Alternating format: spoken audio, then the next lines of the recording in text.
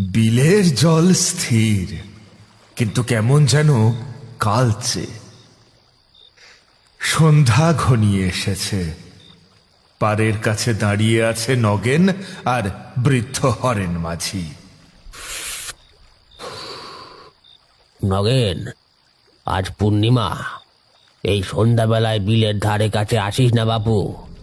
লোকে বলে আজ নাগ দেবী জেগে ওঠেন, জলের ওপরে নীল বিষ ছড়িয়ে দেয় সে। আরে রাখো তো খুঁড়ো তোমার আজগুবি গপ্প। এই গরমে বিলের ঠান্ডা জলে একটা ডুব না দিলে শরীরটা জুড়োচ্ছে না। নাক দেবী না ছাই, সব মনের ভুল। জেদ করিস না রে পাগল, ওই দেখ বিলের মাঝখানে কেমন বুদবুদ উঠছে। ওটা মাছ নয়, ওটা নাগ দেবীর উপস্থিতির কারণেই হচ্ছে রে। এখনো সময় আছে, আমার কথা শোন। কিচ্ছু হবে না, আমি চললাম। নগেন জলে ঝাঁপ দিল। এক মুহূর্ত সব চুপচাপ। তারপর হঠাৎ জলে তোলপাড় শুরু হয়। নগেন একবার মাথা তুলল, কিন্তু পরক্ষণেই কিছু বোঝে ওঠার আগেই কেউ যেন তাকে টেনে নিচে নিয়ে গেল। শুধু একটা নীল আভা জলের নিচে দেখা গেল। নগেন আর ফিরল না। পাড়ে তার জামা আর গামছা পরে রইল।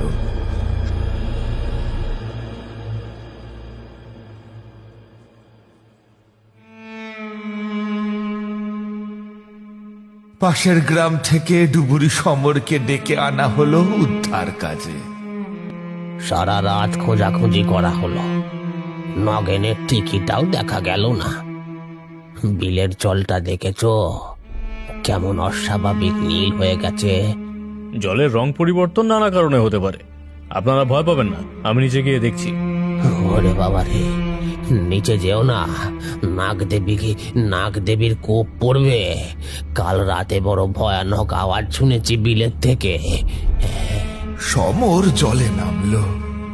10 মিনিট গেল, 15 মিনিট গেল, কোনো সারা শব্দ নেই।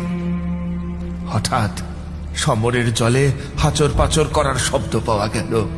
সাঁতরে সে অনেকটা দূরে চলে এসেছিল। দূর থেকেই গ্রামের উদ্দেশ্যে গলা ফাটিয়ে সাহায্যের জন্য চিৎকার করলো সে। ও খুড়ো, লোক পাঠাও, আমি উঠতে পারছি না, কিছু যেন আমাকে টেনে নিয়ে যাচ্ছে। ও খুড়ো, কে কোথায় আছো, আমাকে উদ্ধার করো। কিন্তু দূর হওয়ার কারণে কেউ তার মরণ চিৎকার শুনতে পেল না। সে প্রাণপণে বন্ধন থেকে মুক্ত হওয়ার চেষ্টা করলো বটে, কিন্তু তার সাধ্যে কুলালো না। ওই আসরিক শক্তি সম্পন্ন জীবকে পরাস্ত করে সে আর পারে ফিরতে পারল না। অবশেষে হাল ছেড়ে দিয়ে তার দেহটা জলের গভীরে তলিয়ে গেল।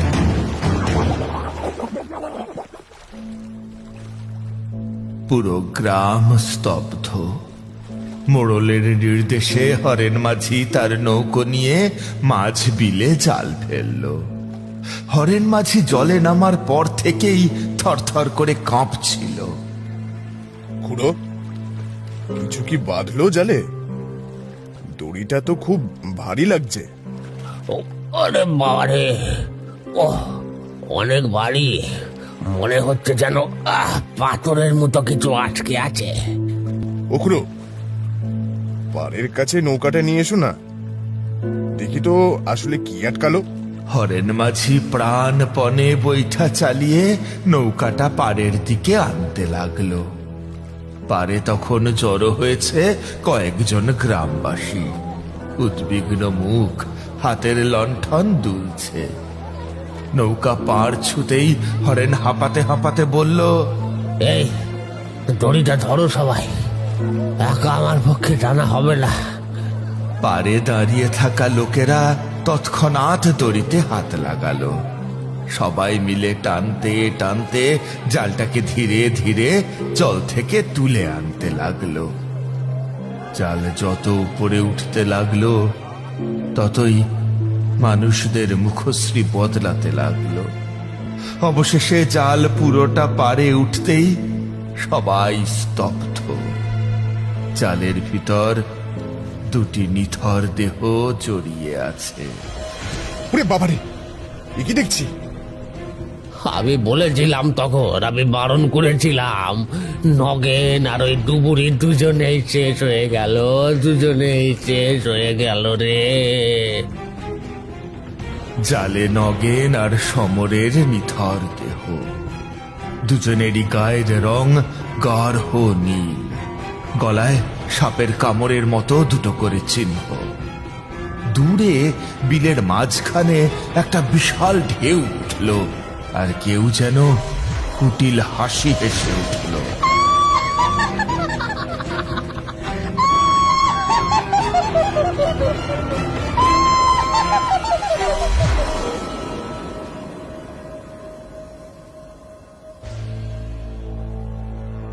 নগেন আর সমরের মৃত্যুর পর থেকে বিলের ধারে পা রাখতেই গ্রামবাসীদের শরীর শিউরে উঠত। অদৃশ্য এক আতঙ্ক যেন ওদের বুকের ভিতরে বাসা বেঁধে ফেলল। একদিন ভিন গ্রামের মানুষ নকুর হাতে ছিপ নিয়ে সন্ধ্যার সময় ঝোপের আড়ালে এসে দাঁড়ালো। দূরে তার বন্ধু বিশু ভয়ে ভয়ে দাঁড়িয়ে। হঠাৎ ঝোপ থেকে বেরোলো এক বিভীষিকা। উপরের অংশ অলংকার ভূষিতা নারীর, আর নিচের অংশ কুচকুচে কালো বিশাল এক অজগরের। চোখ দুটো আগুনের মতো জ্বলছে। মানুষের লোভের শেষ নেই। এই বিল আমার রাজত্ব। এখানে যে আসবে সে নীল বিষে নীল হবে। নকুর পালানোর আগেই নাগদেবী তার লেজে জড়িয়ে ধরল। তারপর ছোবলের পর ছোবল দিতে লাগলো ওই বিশাল আকার সাপ। রাতারাতি সেই সংবাদ ছড়িয়ে পড়ার পর গ্রামবাসীরা বিলের ধারে যাওয়া পুরোপুরি বন্ধ করে দিল। কিন্তু এর কিছুদিন পর ঝোলা কাঁধে এক ওঝা গ্রামে প্রবেশ করে। হাতে পুরনো একটা লাঠি, গলায় রুদ্রাক্ষ। সে সেই এক গ্রামবাসীকে জিজ্ঞাসা করলো, আরে ওহে বাবু, এই গ্রামের মানুষগুলো কি সব জ্যান্ত মরা নাকি? বিলের পাড় দিয়ে এলু, মনে হলো যেন শ্মশানের নিস্তব্ধতা। ওঝামশাই, যাবেন না, ওটা অভিশপ্ত বিল। নাগদেবী ওখানে জাকিয়ে বসেছে, একের পর এক বলি দিচ্ছে। নকুরটাও মরতে বসেছে ওই বিষে। আমি কামাক্ষার জল পড়া আর কাল নাগিনীর মন্ত্র জানি। নাগদেবী হোক বা যমরাজ, আমার মন্ত্রের কাছে সব জল।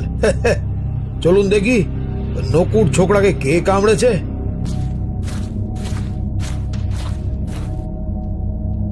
নকুর তখন বিছানায় কাতরাচ্ছে। ওঝা এসে তার পাশে দাঁড়ালো। তারপর মন্ত্র পড়তেই ঘরটা শীতল হয়ে গেল। জানালার বাইরে থেকে প্রকাশ্য দিবালোকে ভেসে এলো হিস হিস একটা শব্দ, যা শুধু ওঝা শুনতে পেল। সাবধান ওঝা, অন্যের মরণে ভাগ বসাতে আসিস না। এই ছেলেটার ওপর আমার অধিকার।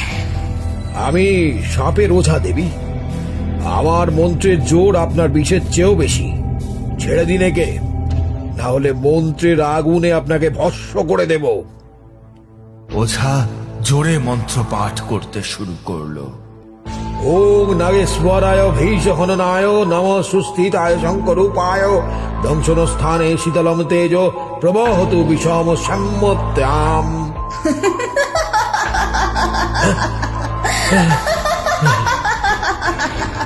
হঠাৎ গোটা আকাশ কালো হয়ে গেল। সেই ভয়ঙ্কর নাগদেবী অর্ধনারী রূপে জানালায় আবির্ভূতা হলেন। ওরে মূর্খ তান্ত্রিক, তোর মন্ত্র আমার পায়ের ধুলো। আজ যদি একে বাঁচাস, কাল পুরো গ্রাম আমি নীল বিষে ভাসিয়ে দেব। বল, একজনের বদলে পুরো গ্রামের মৃত্যু চাস? ওঝা ভয় পেয়ে মন্ত্র ভুলে পিছিয়ে গেল। এ তো সাধারণ সাপ নয়, প্রকৃতির অভিশাপ। এই কাজ যেন আর না হতে দেখি। যে আমার বিলের ধারে আসবে এবং আমাকে বাধা দেবে, তার পরিণাম এটাই হবে।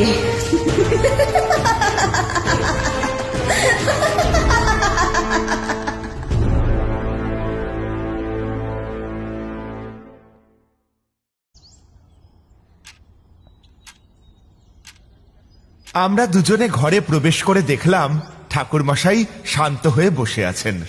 ওনার চোখে এক অদ্ভুত দীপ্তি। এসো, তোমাদেরই অপেক্ষা করছিলাম। যা অবস্থা দেখছি, তোমাদের তো ভালো রকম ঠান্ডা লেগেছে। কি করবো ঠাকুরমশাই, এই ঠান্ডায় শরীরটা দিচ্ছে না, কিন্তু আপনার গল্প শোনার নেশা এই শরীর খারাপের মধ্যেও বের করে আনলো। ভয় নেই, বসো। ঠাকুরমশাই মা কালীর বিগ্রহের সামনে থেকে একটা তামার পাত্রে রাখা সামান্য বালি তুলে নিলেন। হাতের মুঠোয় নিয়ে চোখ বন্ধ করে বিড়বিড় করে কিছু মন্ত্র পাঠ করতে লাগলেন। ঘরের তাপমাত্রা যেন এক পলকে বদলে গেল। দাঁড়াও একটু, এক্ষুনি ঠিক হয়ে যাবে। এই বালিটা তোমাদের বুকে আর কপালে সামান্য ছড়িয়ে দিচ্ছি। ওম হরিং নীলকণ্ঠায় নমঃ। আশ্চর্যজনকভাবে বালিটা গায়ে ঠেকতেই আমার আর কিশোরী সেনের বন্ধ নাক খুলে গেল। বুকে জমানো সেই ভারী ভাবটা এক নিমেষে উধাও। দুজনেই সোজা হয়ে বসলাম। শরীর চাঙ্গা না হলে আমার এই হার হিম করা অভিজ্ঞতা শুনে মজা পাবে না, বুঝলে? শক্তির শেষ নেই, আর অশুভ শক্তিরও নেই। ঘটনাটা শুরু গড়বেতার কাছে আমলাগোড়া নামের এক অজপাড়া গায়ে। শিলাবতী নদী সেখানে খেপাটে হয়ে বইছে, আর তার ধারে লাল মাটির খোয়াই টিলা দাঁড়িয়ে আছে। নাগতন্ত্র শেখার নেশায় আমি সেবার সেই গ্রামেই পৌঁছেছিলাম। হাওড়া থেকে ট্রেনে মেদিনীপুর, তারপর লক্ষর ঝক্ষর বাসে গড়বেতা। সেই সময় তো ঝকঝকে রাস্তা আর ছিল না। বাস থেকে নামতেই চারদিক জুড়ে লাল মাটির ধুধু প্রান্তর আর শালপিয়ালের জঙ্গল। আকাশ যেন মাটির গায়ে নেমে এসেছে। ছোট নাগপুর মালভূমির রুক্ষ সৌন্দর্য তখন চারিদিকে ছড়িয়ে। তারপর বাস থেকে নেমে কি হাঁটতে শুরু করলেন? উপায় কি এছাড়া? একটা গরুর গাড়ি ছাড়া আর কিছুই জুটল না। শিলাবতী নদীর চরের ওপর দিয়ে যখন চাকাগুলো কেঁচোর কেঁচোর শব্দে ঘুরছিল, মনে হচ্ছিল কোনো প্রাচীন যুগে ঢুকে পড়েছি। চালক লোকটা ছিল এক কুচকুচে কালো আদিবাসী যুবক। সে বারবার আমার দিকে তাকাচ্ছিল। বাবু, ওই অভিশপ্ত গ্রামে যাবেন? রাত হয়ে গেলে কিন্তু বিপদ। বিপদ ছায়ার মতো আমার সঙ্গে ঘোরে, ওসব আমার কিচ্ছু করতে পারবে না। চালক যখন আমলাগোড়ার সীমান্তে আমাকে নামিয়ে দিল, তখন সূর্য পাটে বসেছে। চারিদিকে এক অদ্ভুত লালচে আভা। আমি কাঁধের ঝুলিটা ভালো করে আঁকড়ে ধরে গ্রামের ভিতর দিকে এগোতে লাগলাম। গ্রাম বলতে গুটি কয়েক মাটির ঘর, যেগুলোর দেওয়াল অযত্নে খসে পড়েছে। মানুষের চিহ্ন প্রায় নেই। কেবল বাতাসের শোঁ শোঁ আওয়াজ আর দূরে কোথাও শিয়ালের ডাক। হঠাৎ করেই গ্রামটার মাঝখানে একটা বিশাল আকার জীর্ণ মন্দির দেখতে পেলাম। ছাদ প্রায় ভেঙে পড়েছে, দেওয়ালে ডালপালা মেলেছে বট অশ্বত্থের শিকড়। মন্দিরের সামনে ভাঙা পাথরের উপর কোনো মতে খোদাই করা আছে মনসা মন্দির। মন্দির থেকে অদূরে ছিল একটা মাঝারি মাপের বিল। বিলের জলে পূর্ণিমার চাঁদের জ্যোৎস্না কিরণ পড়ে জলে অপরূপ শোভা বর্ধন করছিল। বাহ, আশ্রয়টা মন্দ নয়। যেহেতু আমার তন্ত্র সাধনার লক্ষ্য নাগতন্ত্রের রহস্য খুঁজে বের করা, তাই বিশ্বহরির এই মন্দিরটাই আমার জন্য সবচেয়ে উপযুক্ত জায়গা। বুঝলে হে, ওই ভাঙা মনসা মন্দিরের চাতালে যখন আস্তানা গড়লাম, রাত তখন নিঝুম। চারিদিকে শিলাবতীর চরের হুহু বাতাস আর ঝিঝি পোকার ডাক ছাড়া কিচ্ছু নেই। আমি একটা কম্বল পেতে শুয়ে পড়লাম। এমন সময় কানে এলো সেই শব্দ। কিসের শব্দ ঠাকুর মশাই?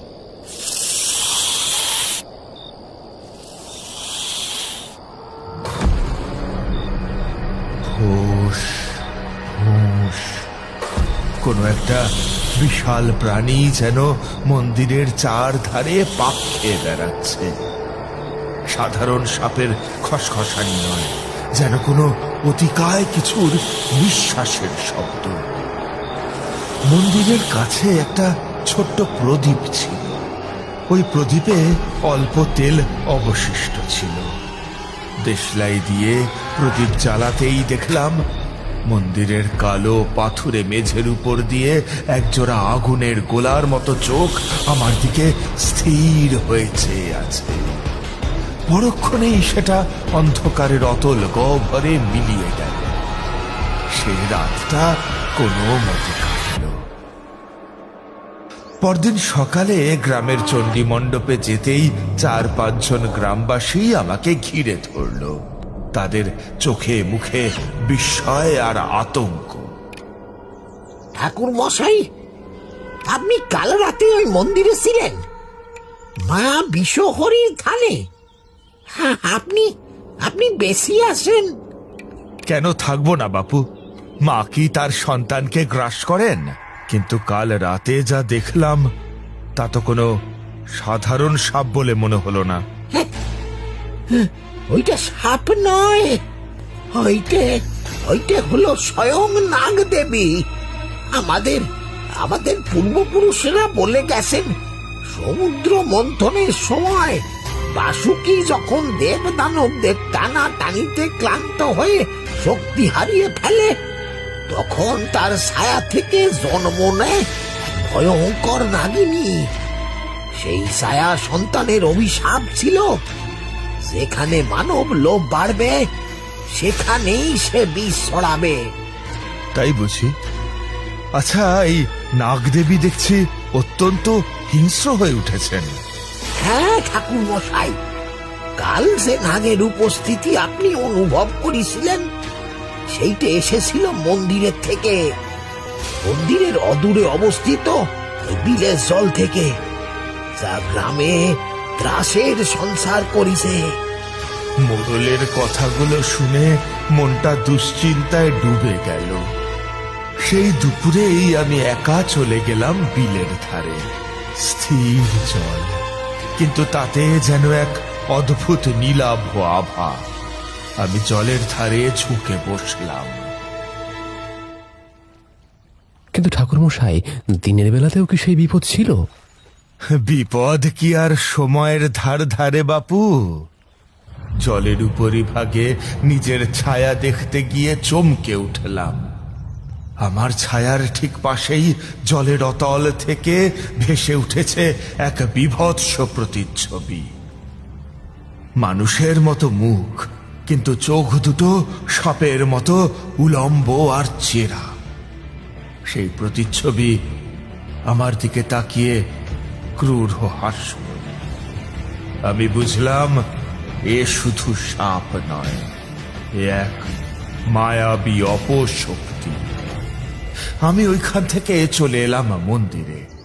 তারপর মন্দিরে ওই মনসা মায়ের থানের কাছে বসে চোখ বন্ধ করে মনে মনে ডাকলাম, মা বিশ্বহরী, তুমি যদি সত্য হও তবে তোমার এই অধম সন্তানকে পথ দেখাও মা।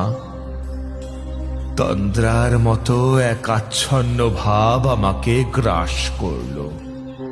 মন্দিরের একদম মাঝখান থেকে একটা তীব্র পদ্মগন্ধ ভেসে এলো। হঠাৎ দেখলাম শূন্যে এক জ্যোতির্ময়ী দেবী মূর্তি আবির্ভূতা হয়েছেন।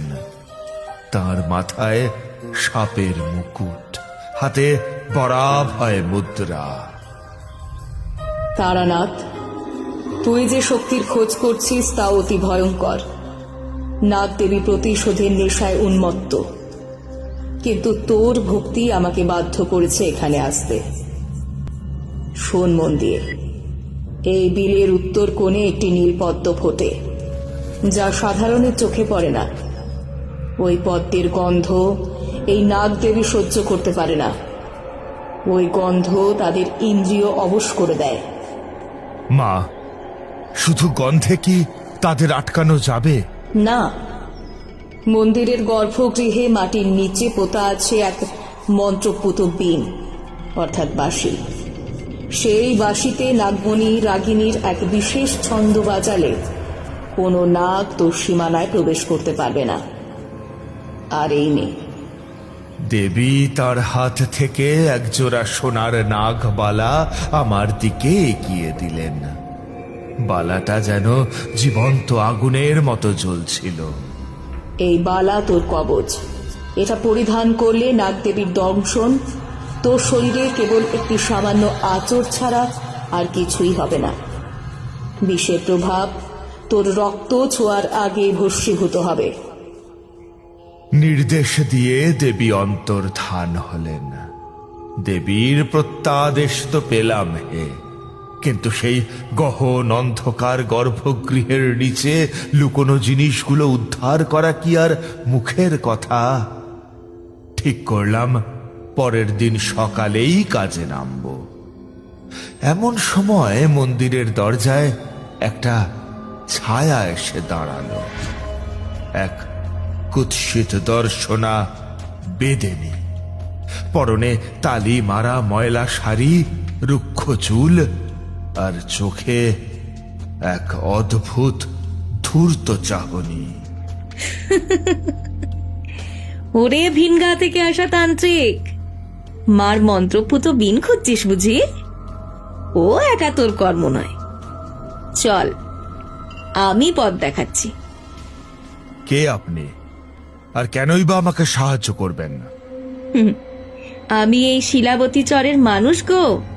এই সাপেদের আমি চিনি। মার বিন যদি পেতে চাস তবে আমার পেছনে আয়। উপায় অন্তরে না দেখে দিনের আলো কমে আসার পর আমি একটা মশাল জ্বালিয়ে তার পিছু নিলাম। মন্দিরের শিবলিঙ্গের ঠিক পিছনের এক ফাটল দিয়ে আমরা নিচে নামতে শুরু করলাম।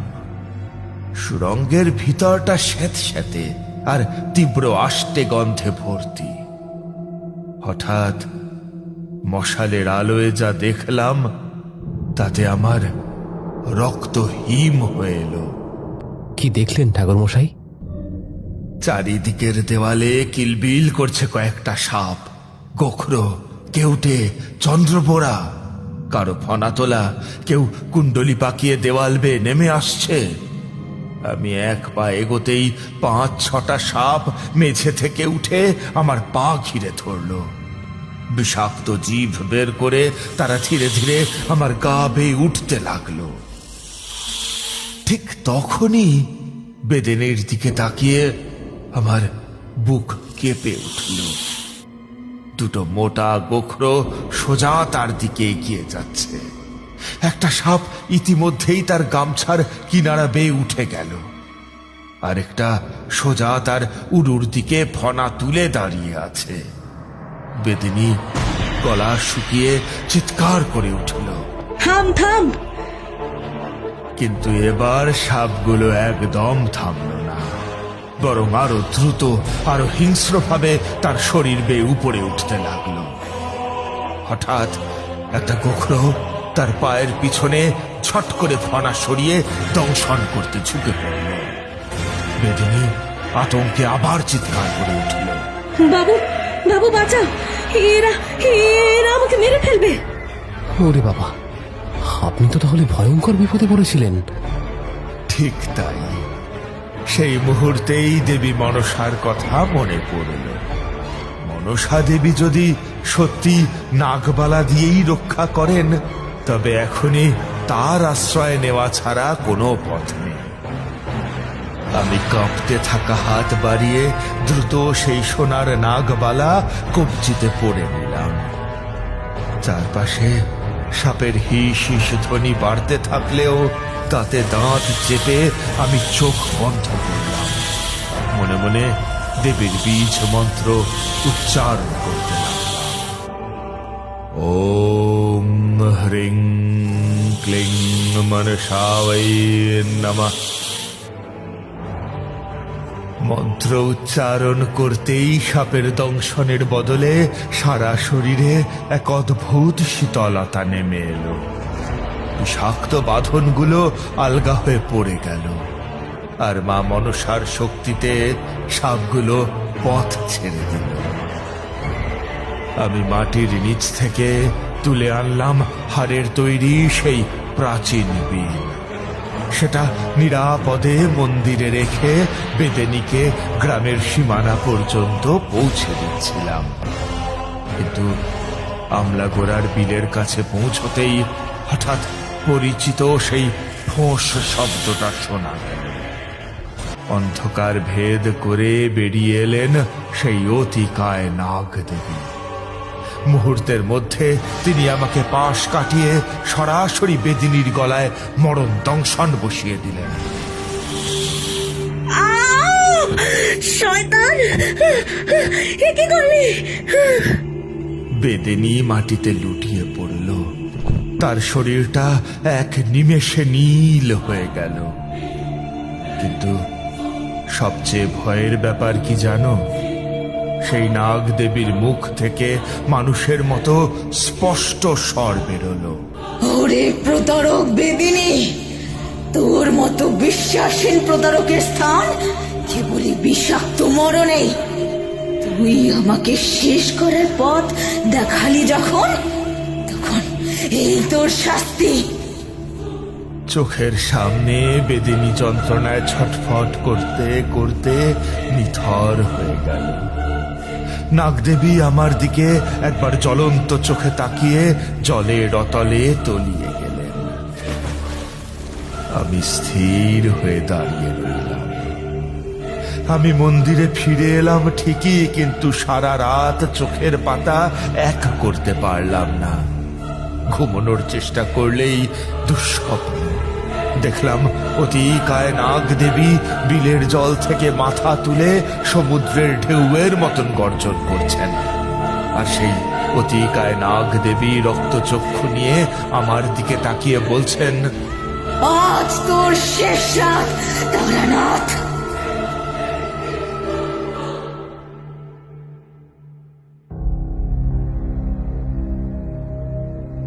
এরপর 7 দিন কেটে গেল। একটা বিশেষ তিথিতে দেবী মনসা আমাকে জানিয়ে দিলেন কবে ক্রিয়া করতে হবে। সেই দিন ভোর হওয়ার ঠিক আগে, যখন অন্ধকার সব থেকে গাঢ়, আমি সেই সোনার নাগবালা দুটো হাতে পড়লাম। এক হাতে সেই হাড়ের তৈরি বীণ, আর অন্য হাতে সেই নীল পদ্ম। বিলের ধারে গিয়ে বসলাম পদ্মা আসনে। এবার শুরু হলো আসল লড়াই। আমি বীণের সেই নাগমণি রাগিনীতে ফু দিলাম। সেই সুর যেন বাতাসের বুকে চাবুক মারতে লাগলো।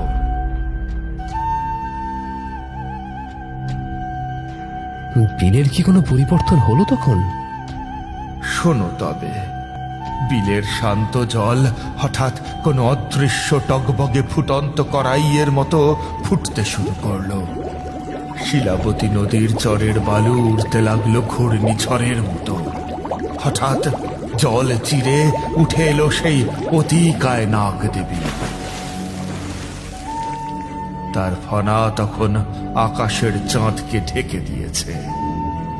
তারানাথ, এই সুর বন্ধ কর, যদি প্রাণের মায়া থাকে তো। আমি উত্তর দিলাম না, বাঁশির সুর আরো চড়া করলাম। নাগ দেবী খেপার মতো জলের উপর আছাড়ি পাছাড়ি করতে লাগলেন। তার লেজের ঝাপটায় বিলের পাড়ের গাছগুলো মটমট করে ভেঙে পড়ল। তিনি যখন আমার উপর মরণ ছাপ দিলেন, আমি সেই মনসা দেবীর দেওয়া নীল পদ্মটা নাগ দেবীর দিকে ছুঁড়ে দিলাম। এক মুহূর্তের জন্য তিনি থমকে গেলেন, কিন্তু তার প্রতিহিংসা ছিল অগাধ। তিনি পদ্মকে তুচ্ছ করে আবার এগিয়ে এলেন। আমার বীণের তেজ যেন ক্রমে ফুরিয়ে আসছিল। ঠিক যখন নাগদেবীর বিষাক্ত ফনা আমার মাথার উপর ছায়া ফেলেছে, হঠাৎ স্বয়ং দেবী পদ্মাবতী মা মনসা আবির্ভূতা হলেন। তাঁর তেজ সহ্য করার ক্ষমতা কোনো নাগ বা মানুষের নেই। থাম কুটির সর্প! যে ভক্ত আমার চরণে নিজেকে শোভেছে, তার কেশাগ্র স্পর্শ করার সাধ্য তোর নেই। দেবী তার হাতের ত্রিশূল দিয়ে নাগদেবীর ফনায় আঘাত করলেন। এক বিকট আর্তনাদে আকাশ বাতাস কেঁপে উঠল।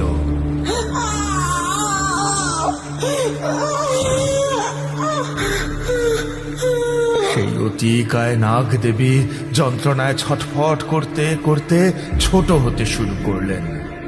10 হাত থেকে 5 হাত, তারপর 1 হাত, শেষে একেবারে আঙুলের সমান একটা ছোট কালো পুঁথির মতো আকার ধারণ করলেন। দেবীর দৃষ্টি ওই পুঁথির উপর পড়তেই সেটা শূন্যে নিজে থেকে ভাসমান হয়ে তার হাতের উপর স্থির হলো। তারপর আমার দিকে এগিয়ে এসে বললেন, তারানাথ, আমি তোকে এটা সামলাতে দিলাম। এটা তোর কণ্ঠের মালা করে রাখবে। যতক্ষণ এটি তোর কাছে থাকবে, পৃথিবীর কোনো বিষ তোকে স্পর্শ করতে পারবে না। তবে একটা কথা তারানাথ, এই পুঁথি তুই ধারণ করবি ঠিকই, কিন্তু মনে রাখিস, এটি নাগতন্ত্রের সেই হলাহল বিষের ঘনীভূত রূপ। এই বিষের ভার বইবার ক্ষমতা কোনো সাধারণ মানুষের নেই। তোকে এটি শিলাবতী নদীর উজানে, যেখানে স্রোত তীব্র, সেখানে বিসর্জন করতে হবে। তবে সাবধান, যতক্ষণ এটি তোর শরীরে থাকবে, তুই স্বয়ং এক বিষ পুরুষ। যা ছুবি তাই বিষে নীল হয়ে যাবে। দেবীর কথা শেষ হতেই শুরু হলো চরম যন্ত্রণা। আমার শরীরের রক্ত যেন আগুনের মতো ফুটছে। হাত দিয়ে একটা ঘাসের ডগা ছুঁলাম, দেখলাম মুহূর্তের মধ্যে সেটা নীল হয়ে পুড়ে ছাই হয়ে গেল। ওই অবস্থায় নিজের ঝুলি বা বাঁশি ছোঁয়ার সাধ্য আমার নেই। এরপর তৃষ্ণা নিবারণ হেতু জল খেতে গেলাম। জল ছোঁয়া মাত্রই সেই জল নীল বিষ হয়ে যাচ্ছিল। হে, তৃষ্ণায় বুক ফেটে যাচ্ছিল, কিন্তু উপায় নেই। ওই অবস্থাতেই আমি পাগলের মতো দৌড়তে লাগলাম শিলাবতীর উজানের দিকে। কতক্ষণ এইভাবে চললেন? টানা 2 ঘন্টা, না ঘুম না জল। আমার সারা শরীর নীল হয়ে গিয়েছিল। আমার শুধু মনে হচ্ছিল, যদি উজান স্রোতে পৌঁছনোর আগেই আমি মারা যাই, তবে এই পুঁথির বিষে পুরো গ্রাম ধ্বংস হয়ে যাবে। অবশেষে পৌঁছলাম শিলাবতীর সেই দুর্গম বাঁকে, যেখানে পাহাড় চিরে জল তীব্র বেগে বয়ে যাচ্ছে। নদীর তীরের এক বিশাল পাথরের উপর দাঁড়ালাম। শরীরের শেষ শক্তিটুকু দিয়ে নিজের কণ্ঠ থেকে সেই মালাটা ছিঁড়ে ফেললাম। পুঁথিটা যখন জলে পড়ল, সেই তীব্র নীল আলোয় নদীর জল মুহূর্তের জন্য থমকে গেল। এক বিকট শব্দে জলরাশি ফেটে পড়ল, আর সেই অভিশপ্ত বিষ নদী গ্রাস করে নিল।